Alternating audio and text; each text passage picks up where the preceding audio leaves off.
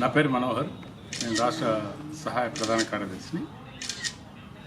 నిన్నటి నుంచి రాష్ట్ర మహాసభలు జరుగుతున్నాయి. నిన్న, ఇవాళ, రేపు.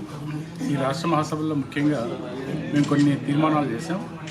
మెడికల్ అండ్ సేల్స్ రిప్రజెంటేటివ్ని హైలీ స్కిల్డ్గా గుర్తించి కనీస వేతనం 26,000గా ప్రకటించాలని చెప్పేసి రాష్ట్ర ప్రభుత్వాన్ని డిమాండ్ చేస్తున్నాం.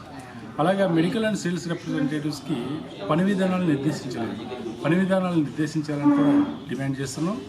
అలాగే మెడికల్ అండ్ సేల్స్ రిప్రజెంటేటివ్కి ఇప్పుడున్న ప్రభుత్వాలు ఒత్తాసు పలుకుతూ పెట్టుబడిదారులకి మెడికల్ కంపెనీలకి ఒత్తాసు పలుకుతూ అన్ని విధాలైనటువంటి ప్రెజర్ పెడుతూ మెడికల్ రిప్రజెంటేటివ్స్ పైన ఒత్తిడి పెంచుతూ టెర్మినేషన్స్ చేస్తూ ఎస్పీ యాక్ట్ని ఇంప్లిమెంట్ చేయకుండా మా మీద రుద్దుతున్నారు.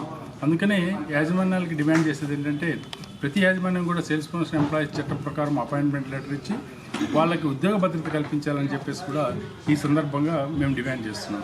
అంతేకాకుండా ముఖ్యంగా ప్రజల కోసం మందులపైన కానీ మందుల పరికరాలపైన కానీ పూర్తిగా జీఎస్టీ తీసేస్తే సామాన్య ప్రజలకి మందులు అందుబాటు ధరలోకి తీసుకురావాలని చెప్పేసి కూడా ఈ సమావేశాలు తీర్మానాన్ని ప్రవేశపెడుతున్నాయి.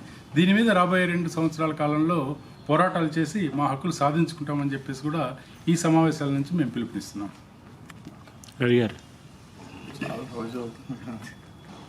ఏ రోజు రాజునండి?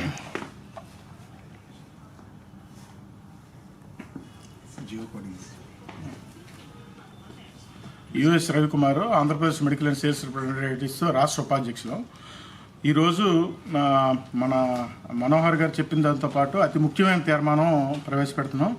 అదేంటంటే రేపు రాబోయే ఎన్నికల్లో కేంద్ర రాష్ట్ర ప్రభుత్వాల్లో కార్మిక ప్రజా వ్యతిరేక విధానాలు అవలంబిస్తున్న ప్రభుత్వాలని గద్దె దింపాలని, అదేవిధంగా మతోన్మాదాన్ని ప్రజల మధ్య పట్టుకొచ్చి నయా ఉదారవాద విధానాలకు వ్యతిరేకంగా కార్మిక వర్గం కర్షకులు పోరాడుతుంటే ప్రజల మధ్య విచ్ఛిన్నం చేస్తున్న ముఖ్యంగా బీజేపీని ఈ కేంద్ర ప్రభుత్వాన్ని వెంటనే గద్దెలోంచి దింపాలని, అదేవిధంగా రాష్ట్రంలో కూడా బీజేపీ అంటే బాబు జగన్ పవన్ అనేటట్టు బీజేపీ తాలూకా కాళ్ళ దగ్గర వాళ్ళు సాగిలు పడుతున్న నేపథ్యంలో మన రాష్ట్ర ప్రభుత్వం మన రాష్ట్ర హక్కులు కాపాడుకోవడానికి ప్రత్యామ్నాయ విధానాలు వామపక్షాలని, అదేవిధంగా కార్మిక వర్గాన్ని, ప్రజల్ని ఎవరైతే చూస్తారో వాళ్ళని ఈ ఎన్నికల్లో గెలిపించుకోవాలని, బీజేపీని ఓడించాలని తీర్మానం చేయడం జరిగింది. మేము ఈ సందర్భంగా రాష్ట్ర మహాసభల సందర్భంగా రాష్ట్రంలో ఉన్న కార్మిక వర్గానికి, ప్రజలకి, అందరికీ పిలిపిస్తున్నాం.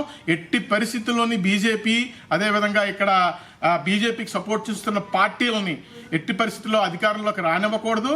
ప్రజలు ప్రభుత్వాన్ని, వామపక్షాలు, కార్మిక వర్గాన్ని ఎవరైతే చూస్తారో వాళ్ళని గెలిపించాలని తీర్మానం చేయడం జరిగింది.